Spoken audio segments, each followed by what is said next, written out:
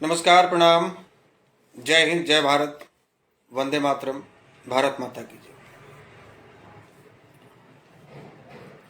आज बहुत दिनों के बाद आप सबों के बीच में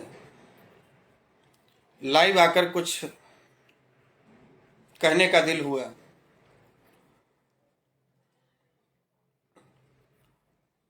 दरअसल इधर जो लगातार एक समाज विशेष को टारगेट करके जो घटनाएं घट रही हैं, चाहे वो राजनीतिक घटना हो, चाहे वो आपराधिक घटना हो, चाहे किसी प्रकार का हो, उन तमाम घटनाओं को देखकर भी और मौन रह जाना, चुप रह जाना तो कायरता है, बुद्धिमानी नहीं है। बहुत लोग लाइव नहीं आते हैं, वो सोचते हैं कि हम बहुत बड़े स्तर के लीडर हैं, नेता हैं, हम लाइव आएंगे हमारा स्तर छोटा होगा। और वो नेताजी को कोई मीडिया भी दिखाती नहीं है और वो लाइव भी आना चाहते नहीं। तो आखिर समाज आपकी भावनाओं को, आपके मन में क्या चल रहा है, वो कैसे समझेगा? और जो समाज के साथ इस तरह की घटनाएं घट रही हैं, उसके बारे में आप क्या सोचते हैं? ये कैसे लोगों को जानकारी मिलेगी? तो बहुत सारे साथी जुड़े हैं,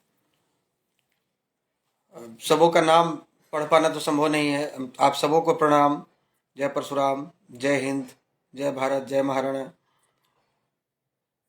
बहुत धन्यवाद आप तमाम साथियों का जो भी जुड़े हुए हैं।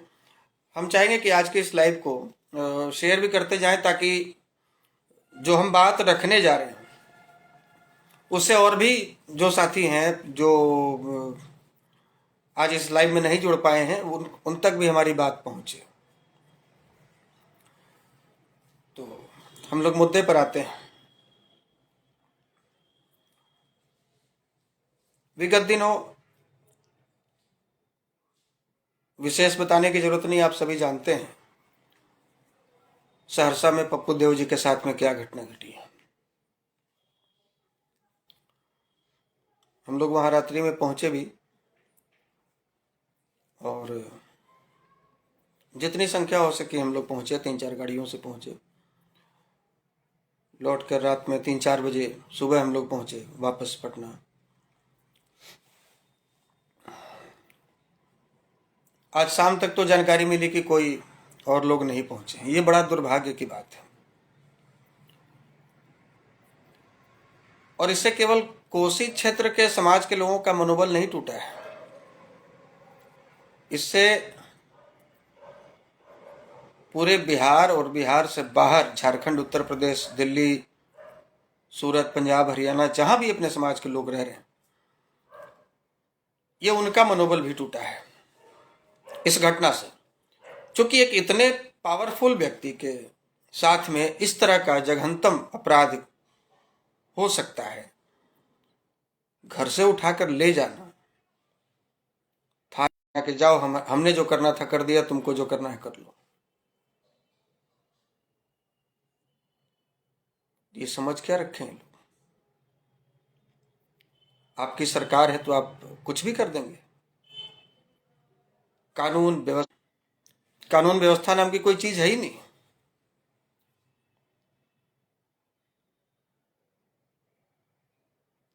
लेकिन इससे भी ज्यादा दुख की बात है कि ठीक है, उन्हें तो कानून का डर नहीं है, उन्हें लग रहा है कि हम सत्ता में हैं, हम जो मर्जी चाहे करें। लेकिन हमारे लोगों को तो वहां पहुंचना चाहिए, या लोग अपनी बारी का इंतजार कर रहे हैं कि मेरी बारी आएगी तो देखा जाएगा। तो आपकी बारी आएगी तो फिर कौन देखेगा, ये भी तो बताइए। आपकी बारी आएगी तो देखेगा कौन?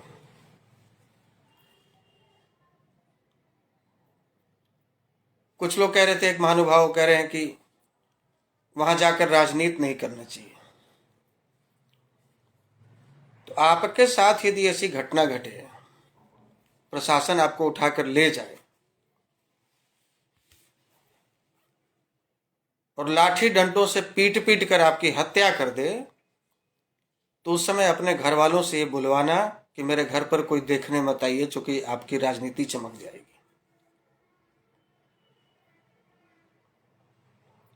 पहले से कह दो अपने घर वालों को कि अगर मेरे साथ भविष्य में इस तरह का होता है और कोई मेरे बॉडी को देखने आता है, अपनी संवेदना प्रकट करने आता है, ये बताने आता है कि हम आपके साथ हैं, तो आप साफ साफ मना कर देना कि आप मेरे यहां मत आइए, क्योंकि यहां आने से आपकी राजनीति चमक जाएगी। साफ साफ क्यों नहीं कहते हो कि हम कायर हैं? हमको डर लग रहा है कि मेरे साथ भी कोई घटना न घट जाए, हम सरकार के प्रशासन के नज़रों में न आ जाएं,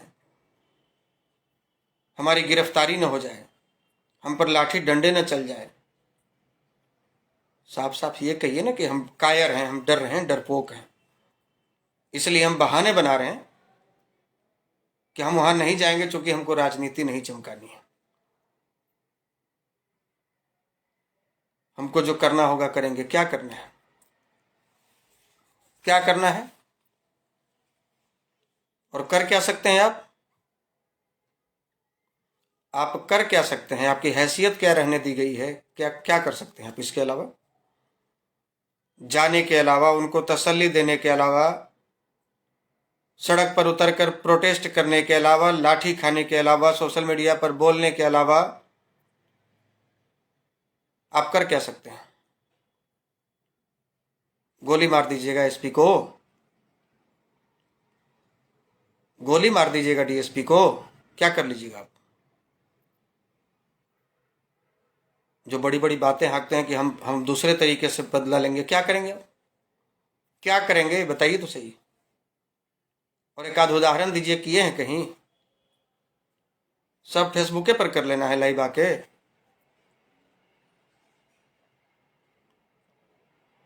कुछ लोग हैं कि पोस्ट डाल के डिलीट कर ले रहे हैं, समझ नहीं आता है।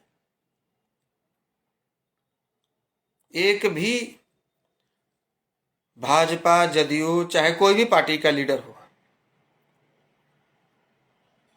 जो विधायक हो, सांसद हो, मंत्री हो, इतना घिनौना तरीके से, इतनी बेदर्दी से पीट पीट कर हत्या कर दी गई और अभी तक मुंह नहीं खोला इन्होंने, क्योंकि इनको पता है कि ये बहुत भुलक्कड़ समाज है,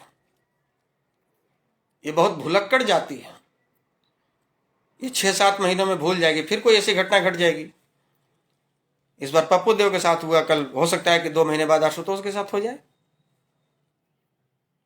हो सकता है कोई और सिंह शर्मा जी निकल जाए। केवल हवाबाजी से काम चलेगा? क्या बिगाड़ लिए कृष्णा शाही जी के हत्यारों का? क्या बिगाड़ लिए समीर सिंह के हत्यारों का? श्री नारायण सिंह जी की हत्या हो गई, क्या बिगाड़ लिए? राजू बाबू के हत्यारों का क्या बिगाड़ लिए? रुपेश सिंह का हत्या हो गई, एक भूमिहार को फंसा दिया गया, एक भूमिहार को मरवा दिया गया, क्या बिगाड़ लिए? और परिवार को डरा भी दिया गया, बोलने के लिए भी तैयार नहीं है लोग। क्या बिगाड़ लिया? अरे आप कुछ कर नहीं सकते हैं, हम भी कुछ नहीं कर सकते ना। हम जज हैं कि फांसी की सजा सुना देंगे वहां के एसपी डीएसपी को या जिसने भी घटना को अंजाम दिया है, और ना ही हम सत्ता में हैं कि इस तरह से लाठी डंडे से पीट कर उनको भी हत्या करवा दें। आवाज उठा सकते हैं। कल के डेट में ये कोई नहीं ना कहेगा कि कोसी का एक शेर मारा गया और मगध का एक भूमिहार भोजन करता रह गया घर में। जैसे ही जानकारी मिली पहुंचे, और सबको पहुंचना चाहिए था। हम मानते हैं कि उस क्षेत्र में हमारी आबादी कम है, तो कहां, जहां लोग कम है वहां पर जीने का अधिकार नहीं है?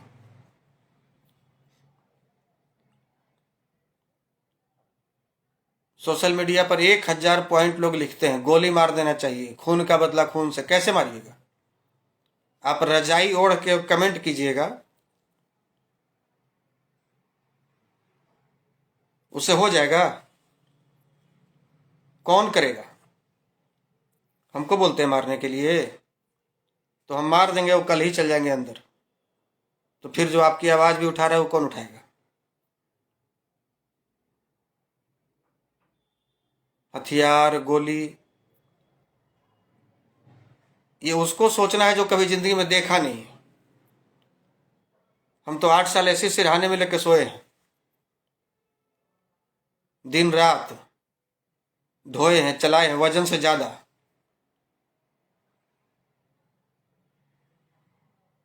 लेकिन क्या हो जाएगा कल के डेट में?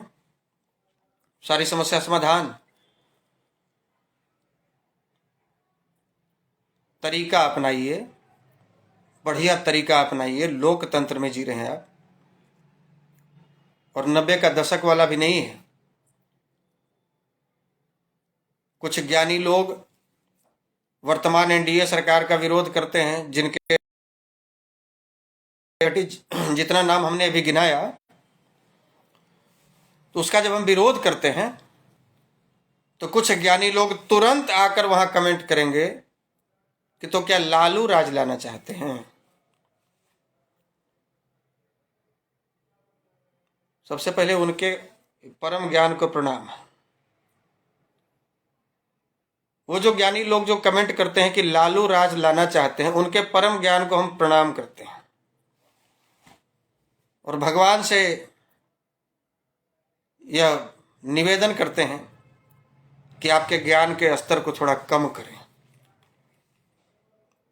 हिसाब से ज्यादा ज्ञानी हो जाना भी तो नुकसानदेह होता है ना। हमने आज लिखा था कि लालू यादव के शासनकाल में हमारी गर्दनें कटी, और नीतीश कुमार के शासनकाल में हमारी गर्दनें भी कटी और काटे भी जा रहे हैं, और आने वाली पीढ़ियों के विकास के रास्ते भी बंद कर दिए गए, वो भी काट दिए गए। हिसाब बैठ के घर में जोड़ लीजिएगा कागज कलम से कि किसके शासनकाल में कितनी हत्याएं हुई। नीतीश जी का पलड़ा ऐसे भारी दिखाई देगा आपको। और वहां तो गाजर मूली की तरह साधारण लोग करते थे, उनके परिवार का दुख दर्द हम समझ सकते हैं। लेकिन यहां जो मारे जा रहे हैं लोग, यहां महज परिवार ही नहीं भुक्तभोगी हो रहा है, पूरा समाज, उस क्षेत्र का पूरा समाज अपने आप को अनाथ महसूस कर रहा है, असहाय महसूस कर रहा है।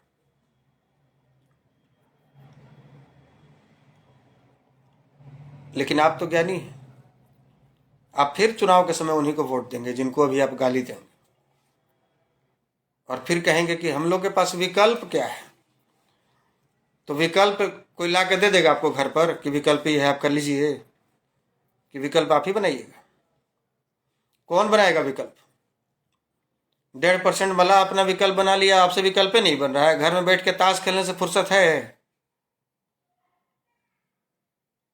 सोशल मीडिया पर दुनिया भर का मुद्दा, सबका जिम्मेवारी आप ही के ऊपर, कंधे पर। इससे फुर्सत है आपको? बिना मतलब का ज्ञान बांटने से फुर्सत है आपको कि आप विकल्प बनाइएगा? जो आपके लिए लड़ रहा है उससे, उसमें कमी ढूंढने के अलावा आप में फुर्सत है आपके पास कि आप विकल्प बनाइएगा? अरे आपके लिए जो आवाज उठा रहा है उसमें लालू यादव, नीतीश कुमार, जीतन राम मांझी से कम ही कमी होगा, अगर गिनिएगा तो उससे ज्यादा कमी नहीं होगा। लेकिन देखें एक आध को यादव को, लालू यादव का कमी निकालते हुए, देखें एक आध को कुर्मी को नीतीश जी का कमी निकालते हुए, एक आध को भैया मुसहर को, जीतन राम मांझी का कमी निकालते, कभी नहीं देखे होंगे। सबसे ज्यादा कमी आप ही लोग ढूंढते हैं, और अपने लोगों में ढूंढते हैं, दूसरों में भी नहीं ढूंढते हैं। तो हमारे जैसा कुछ बेशरम लोग हैं जो इतना सुन के भी आपके लिए लड़ रहा है। दिन रात इतना कोसता है, लोग इतना तरह का आरोप लगाता है, घर परिवार से लेकर, और न जाने कितना आरोप, ऐसा ऐसा आरोप जो मतलब हम कभी सपने में सोच भी नहीं सकते। लेकिन बेशरम बन के लड़ रहे हैं इसलिए क्योंकि इसी में पैदा लिए हैं, तो हमको दर्द है इसका। और केवल आपके लिए नहीं, हमारी भी पीढ़ी, हम भी दो बाल बच्चा जो पैदा किए हैं वो भूमिहारी न है, उसको भी तो यहीं न रहना है, उसको कहीं दूसरे ग्रह पर तो नहीं भेज देंगे। हम उसके लिए भी लड़ रहे हैं। और जो 20% लोग बोलते हैं, तो 80% लोग सहयोग भी कर रहे हैं। हम उनके लिए भी लड़ रहे हैं, और यदि लड़ रहे हैं तो केवल उन 80% लोगों को फायदा नहीं मिलेगा, ईडब्ल्यूएस का फॉर्म वही नहीं भरता है जो हमारी रैलियों में आकर साथ में जिंदाबाद मुर्दाबाद करता है। ईडब्ल्यूएस का फॉर्म तो वो भी भरता है जिसके बाबूजी बीजेपी के नेता हैं, जिनके बाबूजी जेडीयू में हैं, जिनके बाबूजी कांग्रेस राजद में हैं, और वो आशुतोष का विरोधी है, लेकिन बेटा ईडब्ल्यूएस का फॉर्म भरता है। तो फायदा तो उनको ही मिल रहा है ना। ईडब्ल्यूएस आरक्षण का लाभ उठा के जो 67 सवर्ण आईएएस आईपीएस आईआरएस आईएफएस बने, तो सब हमारे समर्थक थोड़े ही थे, उसमें से कई विरोधी भी होंगे। स्वाभिमान जगाइए, आपका स्वाभिमान जगा नहीं है। सबसे ज्यादा स्वाभिमानी तो आप ही ने थे, कोई था आपके जैसा? आज सबसे ज्यादा स्वाभिमान किसी समाज का मर चुका है तो आपका है, उसको फिर से जिंदा कीजिए। जिस समाज का स्वाभिमान मर जाता है वो समाज जीने के काबिल नहीं रहता है।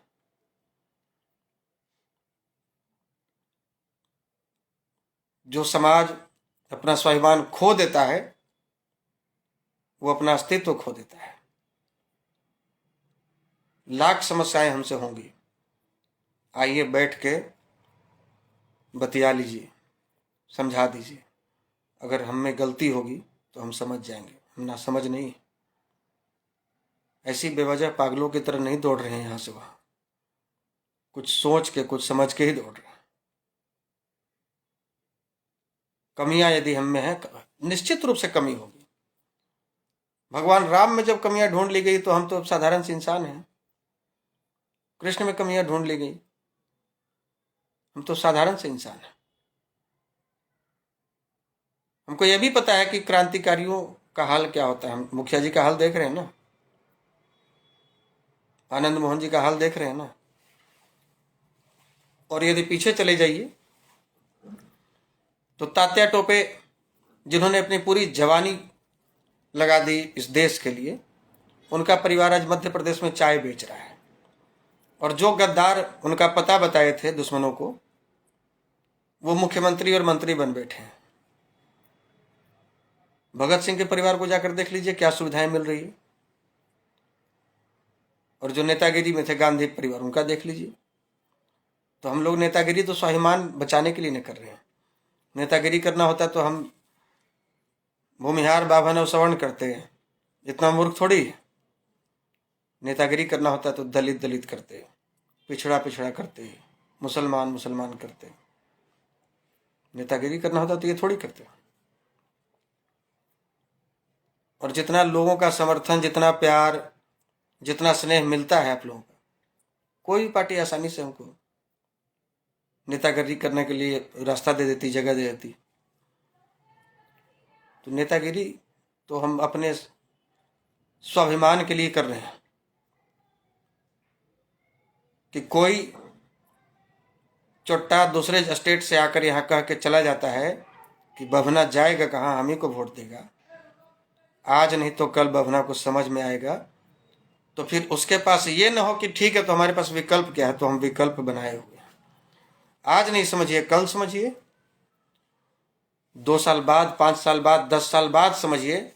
लेकिन एक बात कहेंगे कि बहुत लेट हो चुका है, अब समझने में देरी मत कीजिए। अब समझने में देरी मत कीजिए, बहुत लेट हो चुका है, पहले ही बहुत लेट कर दिए हम लोग। आज देख रहे हैं दलित संगठनों का कितना सोशल मीडिया पर पकड़ हुआ है, कितना यूट्यूब चैनल बना हुआ है जहां से केवल और केवल प्रोपेगेंडा फैलाया जाता है। और आप अपनी सच्चाई तक लोगों के सामने नहीं रख पा रहे हैं क्योंकि आप सोए हुए हैं। आपको लग रहा है कि हमारा कुछ नहीं बिगड़ सकता। बिगड़ तो इतना गया है कि आपके पैर के नीचे से जमीन खिसक गया है, आपको पता ही नहीं चल रहा है। अब आप राज करने के लिए नहीं, जिंदा रहने के लिए लड़िए। राज करना तो अभी भूल जाइए, अभी जिंदा रहने के लिए, अपने वजूद को बचाए रखने के लिए लड़िए। केवल इतिहास में आपका नाम सिमट कर नहीं रह जाए इसलिए लड़िए। पता लोगों को रहे कि यहाँ भी एक, ये नहीं कि डायनासोर की तरफ इतिहास में पढ़ा जाए कि कभी डायनासोर हुआ करता था। वैसा इतिहास आपका न बन जाए, इसलिए लड़िए। और कई लोग को लगता है कि भाई हम लड़े या नहीं लड़े, कोई तो लड़ रहा है ना, हमको उसका फायदा तो मिल ही जाएगा, अकेले उसी को थोड़ी मिलेगा। तो एक बात समझ लीजिए, सबको अपने अपने हिस्से की लड़ाई लड़नी पड़ेगी। हम आपके हिस्से की क्यों लड़ेंगे, हम अपने हिस्से की लड़ाई लड़ रहे हैं।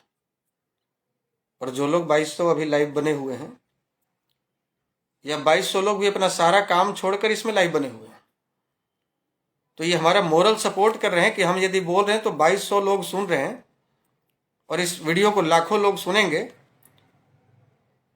तो हमारा आत्मबल बढ़ेगा। तो ये भी एक काम कर रहे हैं, ये भी अपनी लड़ाई लड़ रहे हैं। कोई जरूरी नहीं कि सब लोग अपना काम धाम छोड़कर हमारी तरह नौकरी वोकरी छोड़ के इसी काम में लग जाए, तो फिर काम कैसे चलेगा? फिर तो सबके सब रोड पे आ जाएंगे। जिससे जितना बन पाता है, जैसे बन पाता है, जैसे बन पाता है, कोई तन से, कोई मन से, कोई धन से, कोई सोशल मीडिया पर, कोई बस आपस में पैर खींचने वाली समस्या को हटा लीजिए। और यदि कोई दूसरे का पैर खींच रहा है तो उसको भी मना कीजिए। एक बात और कहेंगे कि आपको तय करना है कि आपका दुश्मन नंबर 1 कौन है। आपके दुश्मन नंबर 1 वर्तमान में कौन है जो आपको सबसे अधिक नुकसान पहुंचा रहा है। आप 15 साल पहले वाले को दुश्मन नंबर 1 समझ रहे हैं आज भी। इस बात को जरा गौर से सुनिए। 15-20 साल पहले जो आपका दुश्मन नंबर 1 था, आज भी आप उसी को दुश्मन नंबर 1 बनाए हुए हैं। और उसी के आड़ में ये 15-20 वर्षों में, 15-16 वर्षों में जो वर्तमान में दुश्मन नंबर 1 है, आपका इतना बिगाड़ दिया, इतना बिगाड़ दिया, आप समझ ही नहीं पा रहे हैं कि कितना बिगाड़ दिया। इससे अच्छा होता है कि 10-20 नरसंहार और हमारे हो जाते, वो संतोषजनक होता, वो संतोषजनक हो जाता। लेकिन जो कागजों में आपका बिगड़ गया ना, वो आपकी आने वाली पीढ़ियों को बर्बाद कर दिया। और कागजी मार कितना मारा गया है आपको, इसका हिसाब आप नहीं लगा सकते, इसका हिसाब नहीं लगा सकते। एक घोषणा करने की बात हम कर रहे थे कि आज एक बड़े जन आंदोलन की घोषणा करेंगे। तो बड़े जन आंदोलन का घोषणा यही है कि अब सबसे पहले तो आपका स्वाभिमान जगना जरूरी है। जो सोया हुआ, जिसको लग रहा है कि नहीं हमारा कुछ नहीं बिगड़ा, उनका स्वाभिमान जगाइए। और जिसको लग रहा है कि हमारा अब कुछ नहीं हो सकता, उनको कहिए कि नहीं अभी बहुत कुछ हो सकता है, बहुत कुछ हो सकता है। अपने भीतर ये विचार डालिए कि अभी बहुत कुछ हो सकता है। जिस दिन खड़े हो गए ना, उस दिन ये पार्टियां गिर जाएंगी। जो सत्ता में बैठे उनकी कुर्सी पलट जाएगी। आप जिस दिन अपने अधिकारों के लिए खड़े हो गए, बस एक ही चीज पर ध्यान दीजिए कि 4.5 साल आप विरोध करते हैं और फिर लास्ट में उसी को वोट दे देते हैं। सबसे बड़ी गलती आपकी यही होती है, क्योंकि आप किसी को हराने के लिए और किसी को जिताने के लिए वोट कर रहे हैं। आप खुद का अस्तित्व बचाने के लिए वोट ही नहीं कर रहे हैं। लोकतंत्र में सबसे बड़ी ताकत वोट की ताकत है। आप इस बात को समझिए। खूब चिल्लाएंगे, खूब क्या कीजिएगा, गोली मार दीजिएगा मुख्यमंत्री को, अरे सारे नेता को उड़ा दीजिएगा, अफजल गुरु की तरह संसद भवन में बम लेकर घुस जाइएगा, ऐसा नहीं कीजिएगा। तो नेताओं को सबसे ज्यादा चोट कहां लगती है? वोट की चोट होती है। लोकसभा चुनाव में, विधानसभा चुनाव में भाजपा ही लोजपा है, लोजपा ही भाजपा है करके सब वोट दे दिया लोग लोजपा को। कई दिन आपके लिए आवाज उठाए हैं चिराग पासवान जी। पप्पू देव के साथ इतनी बड़ी घटना घटी है, वो पोस्ट डाले हैं। संवेदना व्यक्त करने की बात तो दूर की बात है, परिवार से मिलने तो दूर की बात है। पप्पू देव जी के परिवार से मिलने तो दूर की बात है, सोशल मीडिया पर एक पोस्ट किए हैं, ट्वीट किए हैं। और कितना बेवकूफ बनिएगा आप, और कितना दूसरों का झंडा ढोइएगा, और कितनी गोल गोल चिकनी चुपड़ी बातों में आकर दूसरों को अपना नेता मानते रहिएगा। अपनों से कोई बैर है? और हम तो नेता मानने के लिए भी नहीं बोल रहे, भाई के रूप में एक्सेप्ट कर लीजिए ना, भाई के रूप में स्वीकार कर लीजिए। और कुछ नहीं चाहिए, बस आपका आशीर्वाद, आपका सहयोग, समर्थन मिल जाएगा ना, तो ये आपका फौजी भाई इतना हिम्मत रखता है कि जो आज आपके समाज को प्रताड़ित कर रहा है उसके मुंह में हाथ डाल के आंत से दांत उखाड़ ले सकते हैं। आंत में हाथ डाल के दांत उखाड़ ले सकते हैं। आंत वाला दांत जो है ना उखड़ जाएगा। आपका सहयोग रहेगा तब, अकेले कुछ नहीं करेंगे। तो आइए अब इसको समाप्त करेंगे ये अपनी घोषणा करते हुए। 15 जनवरी से मकर संक्रांति का चूड़ा दही खाकर, अभी चूंकि खरमास का भी समय है और शुभ काम शुभ मुहूर्त में ही होना चाहिए। 15 जनवरी से हम लोग स्वाभिमान जगाओ रथ यात्रा पूरे बिहार में निकालेंगे। पूरे बिहार में, इस मैसेज को पूरे बिहार तक पहुंचाइए और शेयर करके ही पहुंचा सकते हैं, इसलिए साथ साथ सुनते भी जाइए और जितना हो सके इसको शेयर करते जाइए। चूंकि हर बिहार में जहां भी अपने समाज के लोग हैं, सवर्ण समाज के, जो भी बिहार में बदलाव देखना चाहते हैं, सबकी बात हम कर रहे हैं। स्वाभिमान जगाओ रथ यात्रा पूरे बिहार में जिलावार निकालेंगे। हर जिला, बिहार के 38 जिला में जाएंगे। रूट चार्ट बनाया जाएगा, रोड मैप बनाया जाएगा, उसकी सूची भी जल्द हम आप लोगों के बीच में जारी करेंगे। 15 जनवरी से संभवतः यह यात्रा शुरू हो जाएगी। 2 से 3 दिनों में हम लोग रूट चार्ट तैयार करके और इसको पब्लिश करेंगे सोशल मीडिया के माध्यम से, पेज से। चूंकि बड़ी बड़ी मीडिया वाले हमारी बात नहीं सुनते। 2 कारण होता है, एक तो सरकारी दबाव में नहीं सुनते हैं, दूसरा उनको ये चाहिए होता है। तो ये सोशल मीडिया आज के डेट में बहुत पावरफुल है। ये जो 2500 लोग आज अभी जो लाइव हमको देख रहे हैं, ये बढ़िया बढ़िया मीडिया चैनल वालों में इतना एट ए टाइम लाइव नहीं देखते हैं। इसलिए इसको मजबूत रखिए। इसको रखिएगा तो हम लोग आसानी से एक कमरे में बैठकर, आज देखिए इतने लाखों लोगों तक अपनी बात को पहुंचा रहे हैं। बड़ा बड़ा न्यूज चैनल का देखें ना, इतना 2500 नहीं रहता है व्यूअर। तो ये हमारा इतना मजबूत है, ये तो इसको इतना मजबूत कर दीजिए। और जो भी लोग सुन रहे हैं, आपसे एक विशेष आग्रह करेंगे, अपनी आवाज को सत्ता तक, सरकार तक, उद्योगपतियों तक, टीवी मीडिया तक, हर जगह तक पहुंचाने के लिए एक और बहुत बड़ा प्लेटफॉर्म है, वो है ट्विटर। तो जो लोग ट्विटर नहीं चलाते हैं उनसे आग्रह है कि आज ही अपना एक ट्विटर पे अकाउंट बनाइए। और ट्विटर वैसे हम लोग काफ़ी स्ट्रांग अभी हो चुके हैं, लेकिन और भी मजबूत होने की आवश्यकता है। हमारी लड़ाई ऐसे लोगों से है जो धन बल से, जनबल से बहुत ज़्यादा मजबूत है। वो षड्यंत्र रचते हैं, हमें रणनीति बनाना होगा। तो ये आपसे आग्रह होगा कि 15 जनवरी से जो हम लोग कार्यक्रम अभी शुरू करने जा रहे हैं,